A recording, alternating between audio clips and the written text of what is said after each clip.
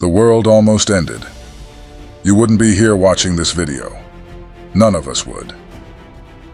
The Cuban Missile Crisis of October 1962 remains one of the most perilous moments in Cold War history, bringing the world to the edge of nuclear war.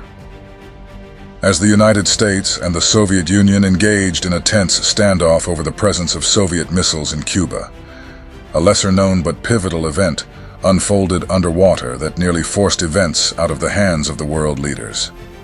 A Soviet submarine, the B-59, carrying a nuclear-armed torpedo, found itself in a dire situation that nearly led to the eruption of World War III and the probable end of the world. But the world was saved by one man.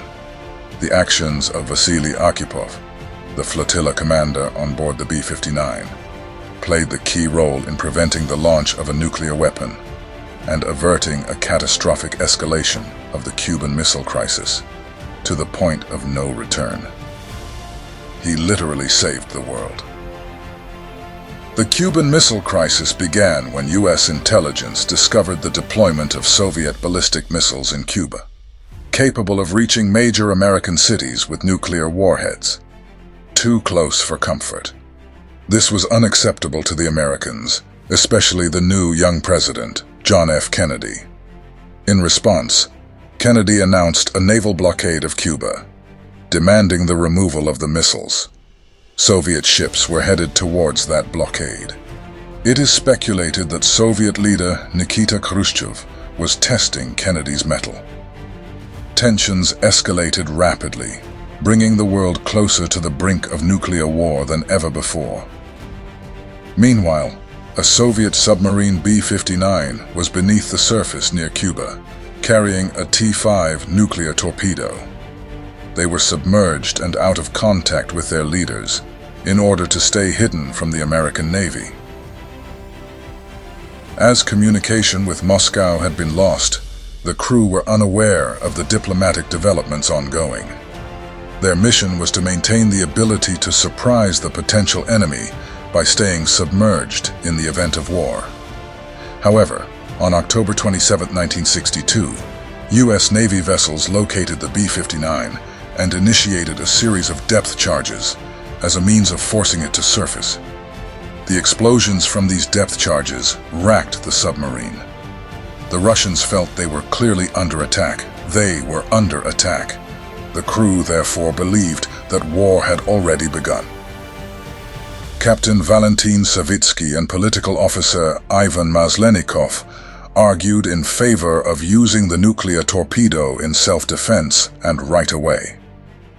But because they had not had contact with Moscow and higher-ups, the decision to launch a nuclear weapon or not rested on the shoulders of Vasily Arkhipov, the flotilla commander. He was the top of the chain of command. All eyes fell on Vasily. His underlings urged him to launch the nuclear torpedo as depth charges exploded not far away. The torpedoes were likely part of the F-6 or F-7 series of nuclear torpedoes used by the Soviet Navy during that era. These typically had warheads with yields ranging from a few kilotons to tens of kilotons of TNT equivalent. For context, the atomic bomb dropped on Hiroshima had a yield of approximately 15 kilotons. Arkhipov, aware he might be firing the first shot in a nuclear war, refused to give his authorization. Yet, in spite of the exploding depth charges and the unbelievable pressure from his subordinates to attack, he would not. This took enormous courage on his part. The brave man held his ground, even as explosions continued around them. Then, the depth charges stopped. The submarine waited. Arkhipov held his breath. The submarine did not fire its torpedo. The submarine evaded the Americans and slipped away. No nuclear torpedo was launched against an American coastal city. Armageddon avoided. The Cuban Missile Crisis officially ended on October 28, 1962, when Soviet Premier Nikita Khrushchev announced that the Soviet Union would dismantle its missile bases in Cuba. This announcement followed a series of secret negotiations between the United States and the Soviet Union.